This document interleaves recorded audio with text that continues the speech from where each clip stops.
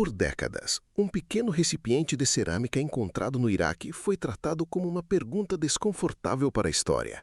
A combinação parecia simples: cerâmica, cobre, ferro e betume. Mas surgiu uma possibilidade inesperada. E se uma configuração semelhante pudesse produzir eletricidade? O problema começa justamente aí.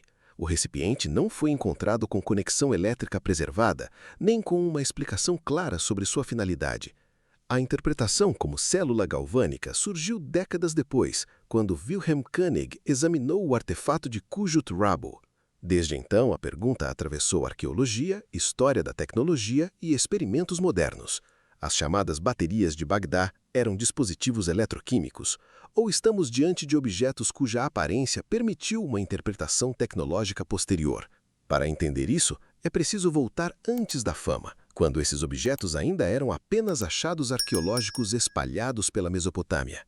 Antes da associação com Qujut-Rabu, outros recipientes semelhantes já haviam sido encontrados. Em 1930, durante escavações em Seleucia, Tel Omar, a equipe dirigida por Leroy Waterman documentou 4 exemplares comparáveis. Alguns apresentavam cilindros metálicos e materiais orgânicos associados. O relatório publicado em 1931 registrou esses achados e revelou algo importante. O caso não dependia de um único recipiente. Em Ctesiphon, outros exemplares semelhantes também foram identificados. Mas recipientes parecidos encontrados em locais diferentes não significam automaticamente que possuíam a mesma função. Os contextos arqueológicos variavam, assim como seus conteúdos. Alguns recipientes de Seleucia apresentavam materiais orgânicos associados aos cilindros metálicos. Antes de perguntar se produziam eletricidade, portanto, existe uma questão mais básica: o que esses objetos realmente eram? O artefato de Qujut-Rabu entrou nessa história em 1936, na região próxima de Bagdá. Mas sua descoberta traz uma dificuldade que continua relevante.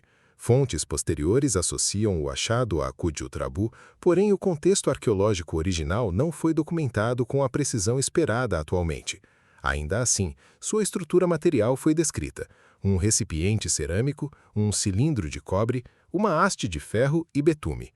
2 anos depois, Wilhelm Koenig publicou uma interpretação que mudaria a trajetória desses objetos. Ele propôs que o recipiente poderia funcionar como uma célula galvânica e levantou também a possibilidade de galvanoplastia. A partir daquele momento, uma estrutura arqueológica passou a ser discutida como possível dispositivo eletroquímico. Mas sugerir uma função e demonstrar uma função são coisas diferentes, e essa diferença acompanha toda a investigação. A proposta de Koenig parecia fisicamente possível porque os componentes podiam ser organizados de maneira compatível com uma célula galvânica. Em uma reconstrução experimental, o recipiente pode receber um eletrólito, enquanto os metais participam de uma reação eletroquímica. Só que existe um problema decisivo. Não sabemos se essa configuração fazia parte da utilização histórica. O conteúdo original do artefato de Qujut-Rabu não está estabelecido. Também não foram demonstradas conexões elétricas funcionais preservadas. É aqui que a investigação se divide em 2 perguntas. A primeira é física. Uma configuração semelhante pode produzir efeitos eletroquímicos? Essa pergunta pode ser testada em laboratório. A segunda é histórica. Essa era a função original do recipiente? Essa depende das evidências arqueológicas.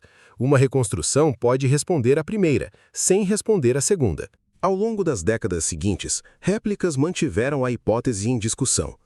Willard F. M. Gray construiu uma reconstrução e realizou testes eletroquímicos.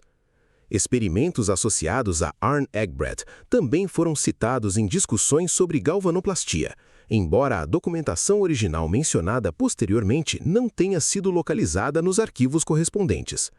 Em 1989, Émeric Pastori apresentou uma análise crítica das limitações dessa interpretação.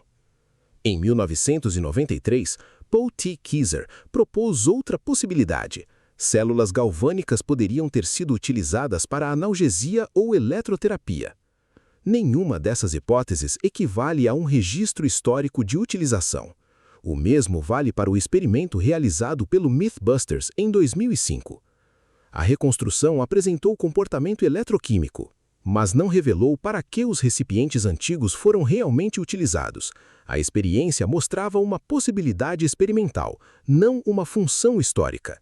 Existe ainda outro detalhe capaz de enfraquecer uma conclusão apressada. Os recipientes de Seleucia e Ctesiphon não podem simplesmente ser tratados como componentes de um único sistema eletroquímico. Eles foram encontrados em contextos diferentes e alguns apresentavam materiais orgânicos associados aos cilindros metálicos. Isso pode indicar funções diferentes, embora também não estabeleça qual era a finalidade de cada recipiente. A existência de vários exemplares semelhantes tampouco demonstra que eles formavam um sistema conectado. Não há evidência arqueológica suficiente para afirmar que funcionavam em série, em paralelo ou ligados por fios.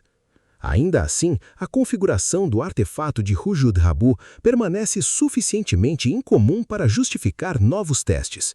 Existe uma possibilidade física demonstrável em reconstruções, mas falta a evidência capaz de transformá-la em função histórica estabelecida. Então, surge um obstáculo ainda maior.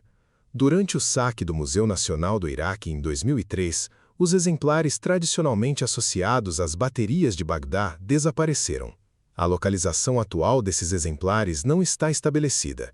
Isso não significa que todos os recipientes semelhantes tenham desaparecido, mas limita aquilo que pesquisadores podem fazer diretamente com os objetos mais associados ao caso. Hoje, não é possível analisar esses exemplares para investigar resíduos, corrosão interna ou composição original. Fotografias históricas continuam disponíveis. Réplicas também podem ser construídas, mas nenhuma dessas alternativas substitui o acesso ao artefato arqueológico. Técnicas modernas poderiam investigar questões que antes eram difíceis de testar. O problema é que parte das evidências necessárias para esse tipo de análise já não está disponível diretamente. Em 2026, porém, uma nova reconstrução levou a discussão novamente para o laboratório. Alexander Bassis publicou um experimento utilizando uma configuração modificada capaz de produzir mais de 1,4 volt e realizar reações eletroquímicas visíveis. O resultado mostra que uma reconstrução baseada na configuração atribuída ao caso pode apresentar comportamento eletroquímico mensurável. Mas existe um limite importante. Bassis testou uma reconstrução moderna, sob condições modernas. O experimento não demonstra que o artefato de Khujut-Rabu original continha o mesmo eletrólito, possuía as mesmas conexões ou era utilizado da mesma maneira. O valor de 1,4 volt pertence à reconstrução experimental, não ao objeto histórico. A experiência fortalece a possibilidade física, mas não estabelece uma função arqueológica. E essa diferença continua sendo a linha mais importante de toda a investigação. Depois de quase um século de discussões, algumas peças podem ser separadas com segurança. Sabemos que recipientes semelhantes foram documentados em Seleucia, Tel Umar, Ctesiphon e na associação posterior com Khujut-Rabu. Sabemos que o artefato de Khujut-Rabu apresentava cerâmica, cobre, ferro e betume. Sabemos que Wilhelm Koenig propôs em 1938 uma interpretação como célula galvânica. Também sabemos que reconstruções modernas conseguem produzir efeitos eletroquímicos, incluindo a reconstrução experimental de Alexander Bassis em 2026. Mas outras peças permanecem abertas. A função original dos recipientes não está estabelecida. Galvanoplastia continua sendo uma hipótese. Eletroterapia também. Não existe evidência arqueológica apresentada neste caso para iluminação, alimentação de máquinas ou equivalência com uma bateria moderna. Os objetos existem, a hipótese existe, os experimentos existem, mas a finalidade histórica continua sem demonstração conclusiva. E talvez seja justamente essa separação que torne as baterias de Bagdá tão persistentes.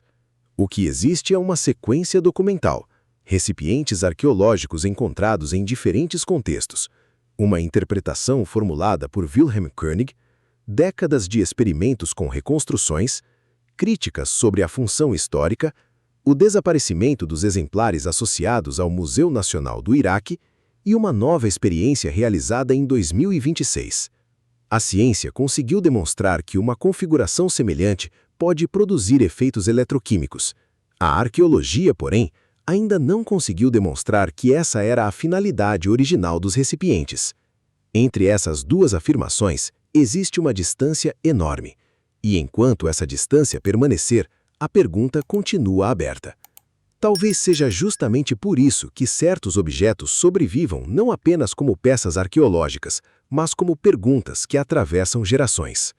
E no próximo caso, a investigação muda completamente de cenário. As espadas Ulfberht.